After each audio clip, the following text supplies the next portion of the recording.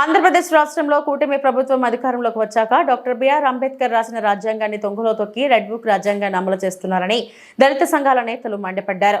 చిత్తూరు జిల్లా చంద్రగిరిలో దళిత విద్యార్థి జేమ్స్ పై మూత్రం పోసి కొట్టి గాయపరిచిన యశ్వంత్ నాయుడు, అతని అనుచరులపై ఎస్సీ ఎస్టీ అట్రాసిటీ కేసు నమోదు చేసి తక్షణమే అరెస్టు చేయాలని డిమాండ్ చేస్తూ పశ్చిమ గోదావరి జిల్లా నర్సాపురం అంబేద్కర్ సెంటర్లో ధర్నా నిర్వహించారు.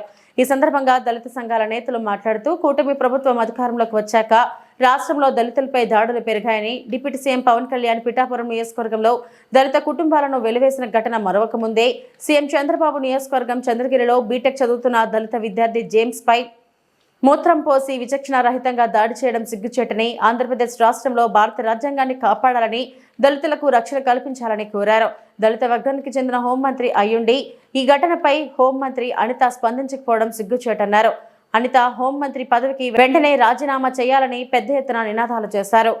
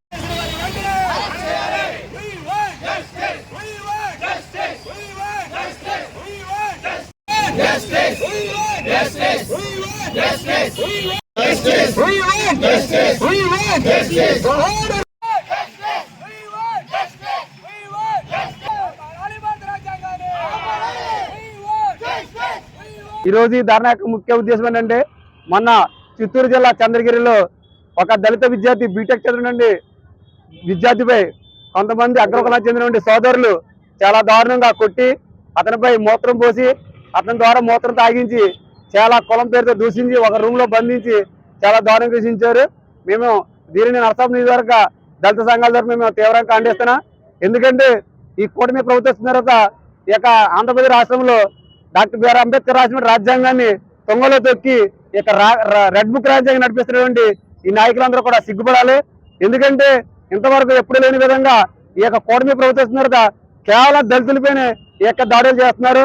ఖబర్దార్ ప్రభుత్వం మీరు గుర్తుపెట్టుకోండి, దళితుల జోలికి వస్తే మా యొక్క దళితుల సత్తాన్ని మీకు చూపిస్తా. ఎందుకంటే ఇప్పటికే చాలా దాడులు జరుగుతున్నాయి. మొన్న చూస్తే ఈ రాష్ట్రానికి డిప్యూటీ సీఎం పవన్ కళ్యాణ్ నియోజకవర్గంలో దళితులని మల్లాం అనే గ్రామంలో దళితులు వెలివేయడం జరిగింది. అదేవిధంగా మన నెల్లూరు జిల్లాలో కూడా ఇక్కడ పిఠాపురంలో దళిత సోదరు మాలను వెలివేస్తే, అలాగే మన నెల్లూరు జిల్లాలో మాదిలను కూడా వెలివేయడం జరిగింది. అదేవిధంగా మొన్న రాజమండ్రిలో ఒక దళిత సోదరిని చాలా దారుణంగా రేప్ చేసి చంపేసిన ఆ యొక్క ఘటన కూడా వెలుగులో రాకుండా ఇలాగ దాచేయడం జరుగుతుంది. ఇప్పుడు చూస్తే ఇక్కడ ఈ విధంగా మన చిత్తూరు జిల్లాలో ఈ యొక్క జేమ్స్ అనే బీటెక్ దళిత విద్యార్థుల్ని చాలా దారుణంగా కొట్టి చాలా దారుణంగా చేశారు. మేము తీవ్రంగా దీన్ని ఖండిస్తున్నాం. ఎందుకంటే సాక్షాత్తు హోంమంత్రి ఒక దళిత సోదరు అయి ఉండి ఇప్పటివరకు స్పందించడం చాలా దారుణం. పవన్ కళ్యాణ్ గారిని అధికారంలోకి వస్తే దళితుల్ని క్రైస్తవుల్ని ముస్లింలు సోదరుని అని చెప్పి ప్రగాఢ పలికి ఈ రోజుని యొక్క దళితుల మీద దాడులు జరుగుతుంటే కనీసం స్టేట్మెంట్ ఇవ్వకుండా హోంమంత్రితో మాట్లాడకుండా చాలా సైలెంట్ గా చాలా సిగ్గుచేటు, చాలా బాధాకరణం.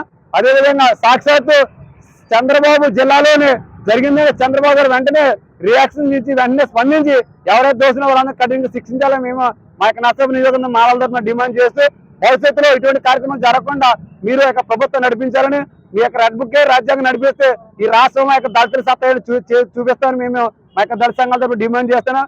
భవిష్యత్తులో ఇటువంటి కార్యక్రమం ప్రభుత్వం కాకుండా మీరు ప్రభుత్వాలు కట్టడి చేయాలని మనస్ఫూర్తిగా కోరుకుంటూ మేము మా యొక్క మాలల సంఘ తరఫున డిమాండ్ చేస్తున్నాం. రాష్ట్రంలో జరుగుతున్న దళితులపై దాడుల్ని తీవ్రంగా ఖండిస్తూ నర్సాపురం దళిత జేఏసీ నాయకులు ఏర్పాటు చేసిన ఈ ధర్నా కార్యక్రమాన్ని చేసిన సోదరులందరికీ ధన్యవాదాలు. రాష్ట్రంలో జరుగుతున్న దళిత నాయకులపై దళిత విద్యార్థులపై కేసులు ఎంతో తీవ్రమైన దాడులు జరుగుతున్న వారిపైన దాడిని తీవ్రంగా ఖండిస్తున్నాం. విద్యార్థుల్ని పాశవికంగా ఒక విద్యార్థిని 3 రోజులు అక్రమంగా రూమ్ లో బంధించి యశ్వత్ నాయుడు అనే అతను తీవ్రంగా కొట్టి అతన్ని హింసించి చాలా ఘోరంగా హాస్పిటల్లో ఉన్నప్పుడు అతను చాలా చికిత్స పొందుతున్నాడు.